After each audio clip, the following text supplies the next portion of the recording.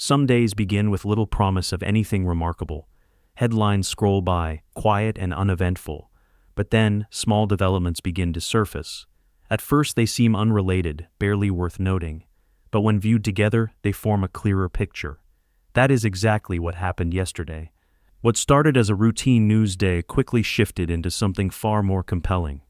A few modest updates, when pieced together, revealed something significant. At the center of it all is Pope Leo XIV. He now stands before one of the most important tests of his papacy so far. It is a test of leadership, of clarity, and of unity. This test concerns more than one issue, but today the focus is on a subject that touches the heart of many faithful Catholics. It is the question of the traditional Latin Mass and the controversial document known as Traditionis Custodes. Issued under the previous pope, that decree placed limits on the celebration of the old rite. Many have wondered what Pope Leo XIV would do about it. Will he undo those restrictions? Will he reinforce them? Or will he choose not to act at all? At this point, we simply do not know. Until something concrete happens, all we can do is read the signs and consider the patterns. One of those signs appeared yesterday. At first, it seemed like a minor story. Cardinal Roach, the head of the Vatican office responsible for overseeing liturgy and the sacraments, met privately with Pope Leo XIV. It was their first one-on-one audience. In isolation, that might not seem like a major event. After all, when Pope Leo assumed the papacy, he allowed all heads of Vatican departments to remain in place for the time being. He made it clear that personnel decisions would come later. So naturally, meeting with the prefects of those departments is part of that process. But as we will see, this particular meeting may hold greater meaning than it first appeared. Meeting with a Vatican prefect is not unusual. On its own, it might not raise any eyebrows. But this particular story gained traction thanks to a report by journalist Michael Haynes of LifeSite. He shared on the platform X that Pope Leo XIV had received Cardinal Roach in a formal audience that morning. It was the first official audience between the two since the start of this pontificate. That detail is important.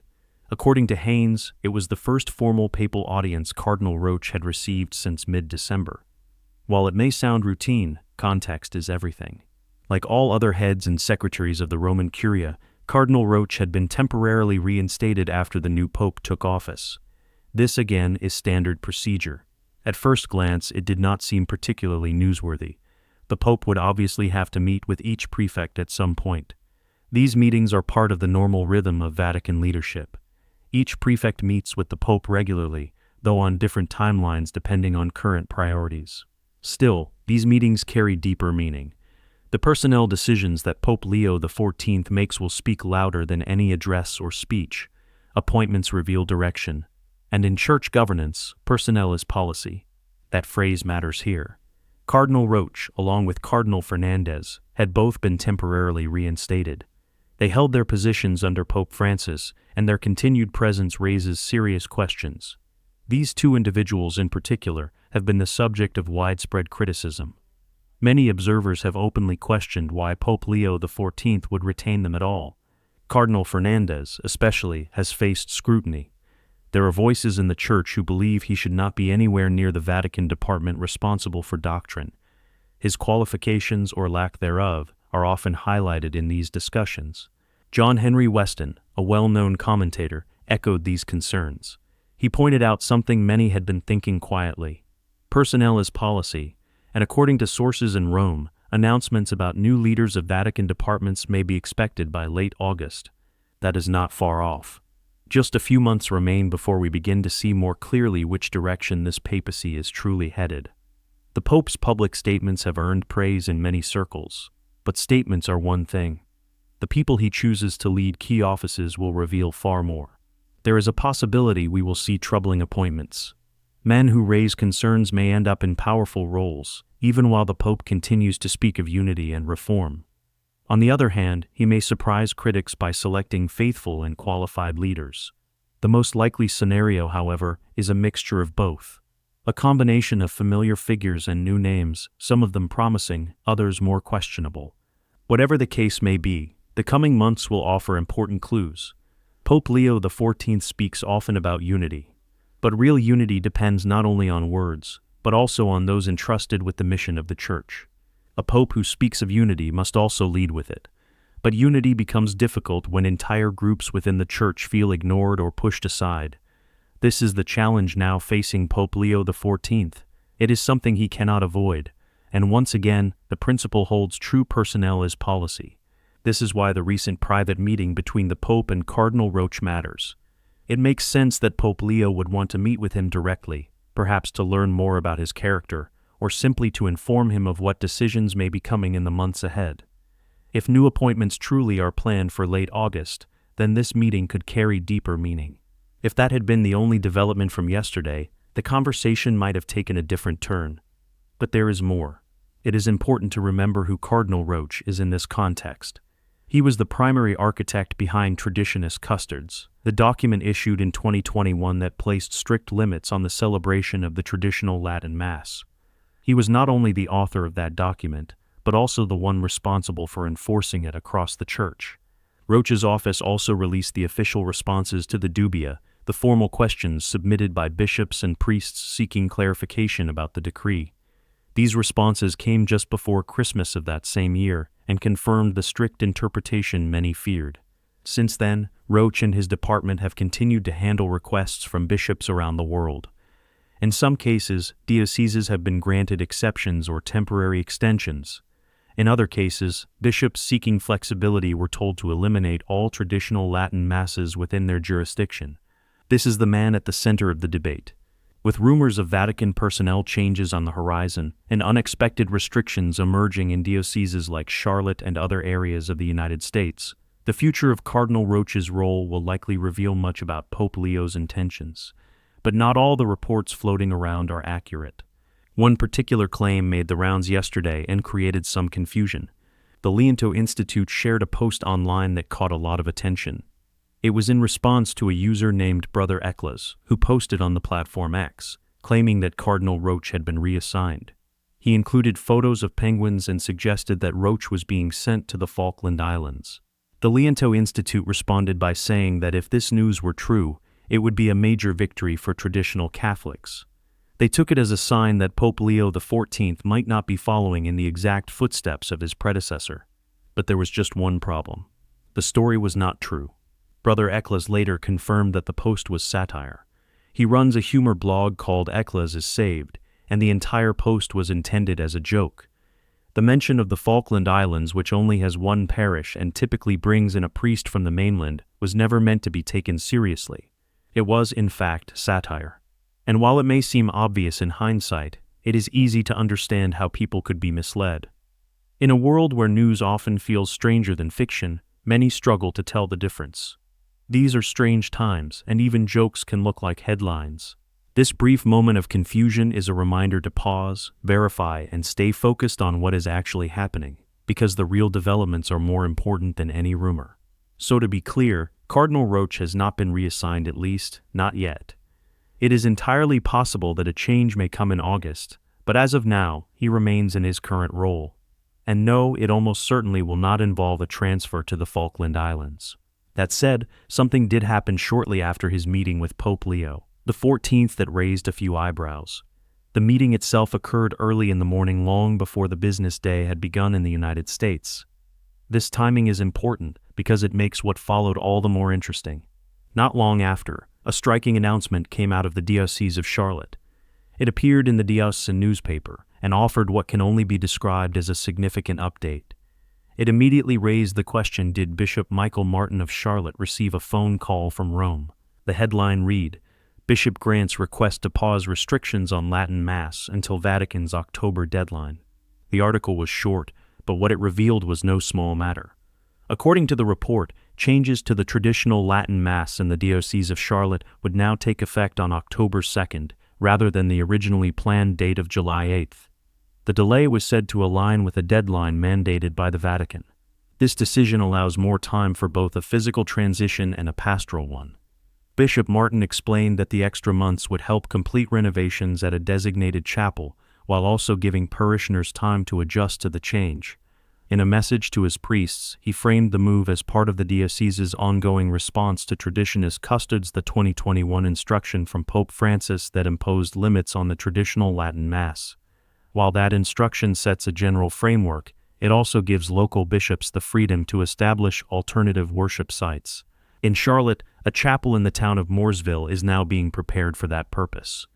This chapel will serve the traditional Latin Mass community, which currently draws over 1,000 regular attendees each week. These faithful currently gather at 4 separate diocesan churches and celebrate the Mass using the older liturgical form that predates the Second Vatican Council. Initially, the transition was scheduled to coincide with the diocese's annual clergy assignments on July 8th. One of those assignments included naming Father Brandon Jones as chaplain for the Latin Mass community. But after receiving a joint request from 4 parish priests, Bishop Martin agreed to postpone the changes until the Vatican's October deadline. This extra time, he said, would help both the clergy and the community move through the transition more smoothly. Renovations at the Mooresville Chapel are already underway, and diocesan construction teams expect the site to be ready by October. At first glance, all of this seems rather ordinary. The tone of the bishop's message even suggests pastoral concern, a willingness to listen, to accommodate, and to guide his people with patience. On the surface, it appears to be an act of charity and pastoral sensitivity, but a few subtle details stand out.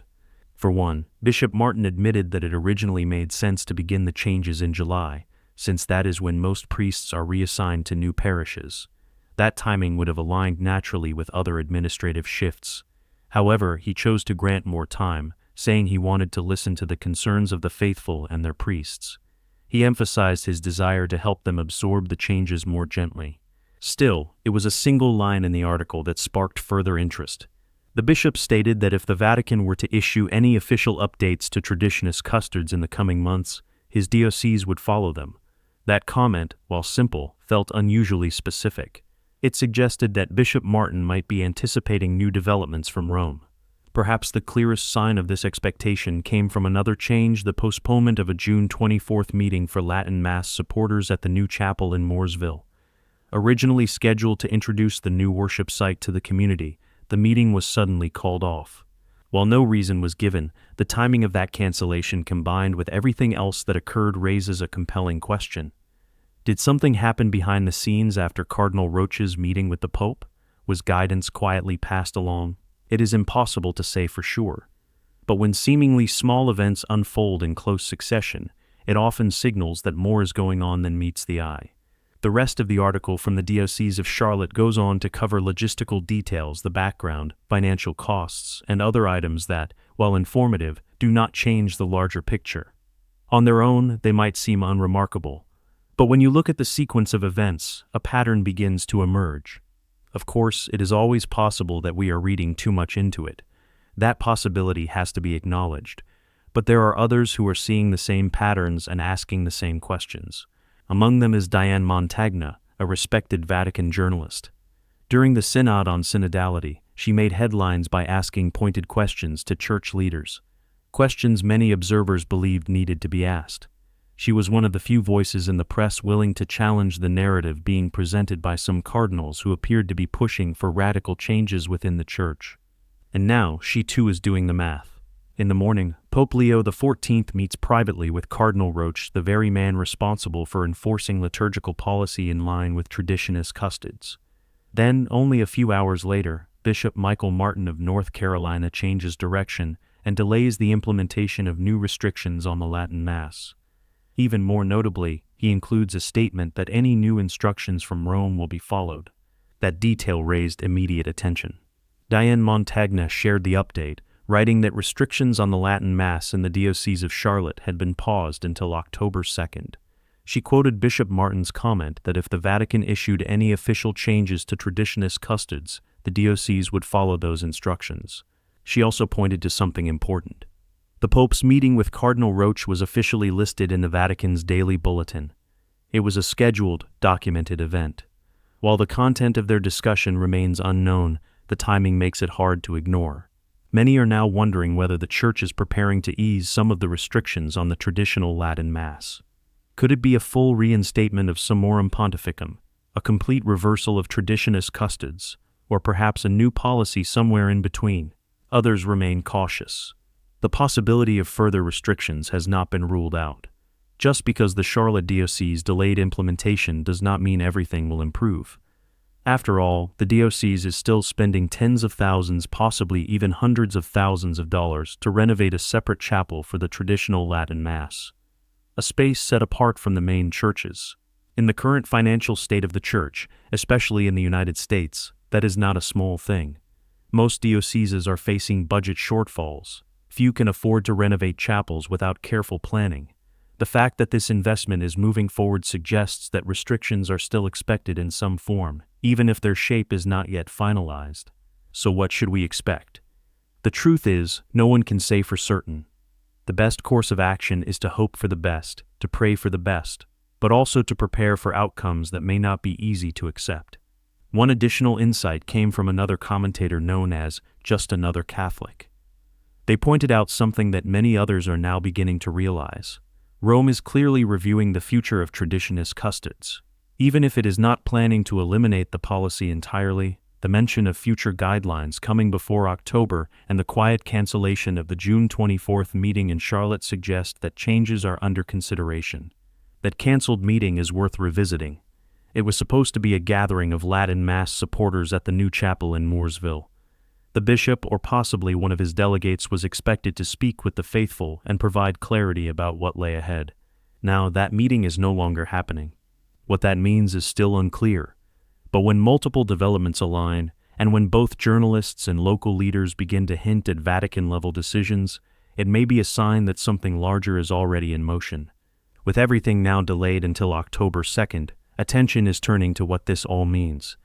The Diocese of Charlotte may just be one piece of the puzzle, but a wider conversation is starting to unfold, and the National Catholic Register has provided some insight into why this moment could become a defining test for Pope Leo XIV.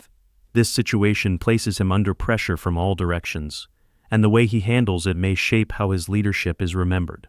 There is another angle to consider as well. A trend is developing among bishops, one that some observers are calling provostian. While that term is still gaining traction, it refers to the way many bishops who once aligned closely with Pope Francis are now shifting their support toward the new pope. On the surface, this may seem like a positive development, but it is not without complexity.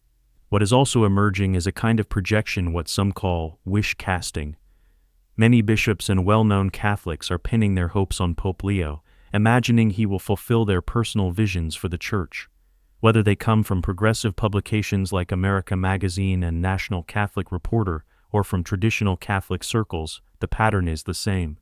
Everyone wants the Pope to support their view, and some are pushing hard to shape public opinion in that direction. The National Catholic Register published a headline that captures the current moment well. Pope Leo XIV faces an early challenge: how to deal with Pope Francis's restrictions on the Latin Mass. The article begins with a summary of the background, explaining the nature of the restrictions and how they originated. But it also revisits a crucial detail that was discussed earlier this week. Cardinal Roach had previously claimed that the Vatican conducted a survey of bishops worldwide. According to him, many bishops expressed concerns that the traditional Latin Mass was causing division and even schism in their dioceses. However, when that data was examined more closely, it told a different story. Most bishops did not even respond to the survey. In fact, the response rate was under 30%, and among those who did respond, only a small fraction, estimated around 6%, said that the Latin Mass posed a problem in their diocese. This casts serious doubt on whether the survey results were a solid foundation for making such sweeping liturgical decisions. Still, it seems that Cardinal Roach believes in the narrative he helped build, regardless of how shaky the data may be. From there, the Register outlines the possible paths forward, and these are worth considering. Keep in mind, the publication is associated with UTN, and their perspective leans in a particular direction. But their analysis reflects conversations with a number of church leaders and experts. One of those experts is Dr. Peter Kwasniewski, a well-known Catholic author and scholar of the traditional liturgy. He believes Pope Leo has no real choice but to take action. Letting things continue as they are would only prolong uncertainty. Dr. Kwasniewski warns that simply softening the application of Traditionis Custodes, without directly addressing its core claims, would leave the Church in a state of confusion. It would not undo the damage or correct what he sees as the false assumptions of the document. Instead, it would send a message that inconsistency is acceptable, that anything goes depending on the mood of a given pontificate. As a solution, he proposes that Pope Leo could issue a new document, one that either clarifies or adjusts Traditionis Custodes without causing embarrassment. This could return authority to the bishops, allowing them to approve the traditional Latin Mass based on the needs and desires of the faithful who value it for the right reasons. Another suggestion is more direct. The Pope could acknowledge that the past 4 years have revealed hardships caused by the current policy and announce that the Church will return to the approach set by Pope Benedict XVI through Summorum Pontificum. That document had granted broader access to the Latin Mass and was generally seen as promoting peace and stability. According to Dr. Kwasniewski, either approach would help Pope Leo move forward, restoring unity without further deepening divisions, and showing that leadership can correct course when necessary. Another voice weighing in on the issue is Catholic writer and National Catholic Register contributor Amy Wellborn. She also supports the idea of reverting to Summorum Pontificum. While she acknowledges that it was not a perfect solution, she believes it was working well in practice. In her view, Pope Leo could make a simple statement to the faithful, one that recognizes the changing needs of the Church in this moment. He could say, for instance, that Traditionis Custodes is no longer useful in the present context, and that reverting to the older policy would serve as a reasonable and pastoral first step. Wellborn also highlights a connection with Pope Leo's broader emphasis on mission. She suggests that he might recall the words of Pope Benedict XVI, who had emphasized in his accompanying letter to Summorum Pontificum that both forms of the Mass are valid. Drawing on that same spirit, Pope Leo could encourage both clergy and laity to practice what she describes as self-sacrificial charity, living this liturgical diversity as a gift to the Church. Her focus remains clear. Regardless of the form or rite, whether Latin or Eastern Catholics should be nourished by Christ in the Eucharist and strengthened to bring his love to a world in deep need. That, she says, should be the heart of the Church's mission.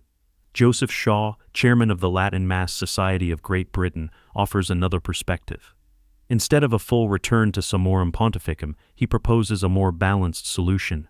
He suggests that the Pope could issue a binding interpretation of Traditionis Custodes, one that returns more authority to local bishops. This would allow individual dioceses to apply the guidelines in a way that fits their own pastoral realities. Shaw believes this approach would ease much of the tension. It would allow all priests the possibility of celebrating the traditional Latin Mass in any church, while also recognizing that some bishops may feel pressure from both sides.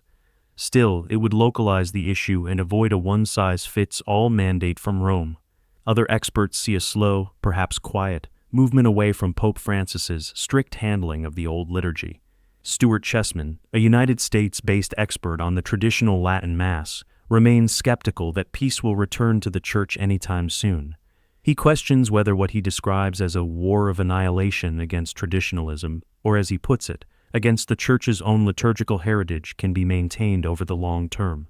It is, as he notes, a sobering assessment. But there is also a counterpoint to that narrative. Much of the talk about a so-called war on tradition stems from the idea that traditional Catholics are being treated as schismatics. One of the flashpoints in this debate involves the Society of St. Pius X, also known as the SSPX. Whenever someone says something sympathetic or even positive about the society, critics often respond by suggesting that such views are dangerous or divisive. But it is important to distinguish between a schismatic act and actual schism. The Vatican itself has stated on multiple occasions that the SSPX is not in schism. Instead, Church authorities describe the group as being in an irregular situation. That is a very different category. It is an internal matter, one the Church is still working to resolve. In short, the conversation around traditional liturgy, unity, and authority is far more nuanced than it first appears. And as many observers are now saying, the decisions Pope Leo XIV makes in the coming months will have consequences that reach far beyond the walls of the Vatican. To close this story, we turn to something a little different, something more hopeful. Catholic commentator Eric Sammons recently shared a powerful anecdote that offers a refreshing perspective. It is a story that comes from the Charlotte Latin Mass community and involves the Society of St. Pius X, often referred to as the SSPX. Sammons made a tongue-in-cheek remark that the SSPX might be the worst schismatics, not because they are evil, but because they are remarkably bad at actually behaving like a schismatic group, and he has a point. He shared a public post from the Charlotte Latin Mass community Facebook group. It recounts a story from the SSPX chapel in Mount Holly, Saint Anthony of Padua, located in the Diocese of Charlotte. Just before the May 23 decree from Bishop Michael Martin restricting the diocesan celebration of the Latin Mass, the men of the Holy Name Society at the SSPX Chapel requested a Mass of Thanksgiving. It was offered by Father John Burbo of the SSPX to mark the one-year anniversary of Bishop Martin's appointment as Bishop of Charlotte. To commemorate the occasion, they created and sent a beautifully crafted parchment to the bishop. Additionally, the SSPX priests at St. Anthony's Chapel include both Bishop Martin and Pope Leo XIV in the canon of the Mass, the most sacred part of the liturgy where prayers are offered for the Pope and the local bishop.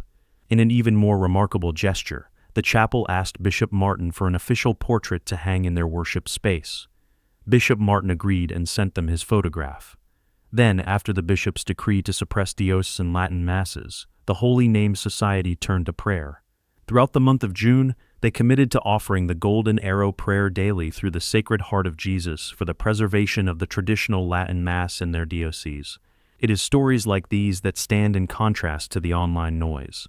While some people criticize the SSPX or use the current crisis for clicks and revenue, the faithful in Charlotte are taking a different path, one rooted in prayer and quiet perseverance. These gestures reveal something deeper. Despite the tensions, these families remain spiritually grounded.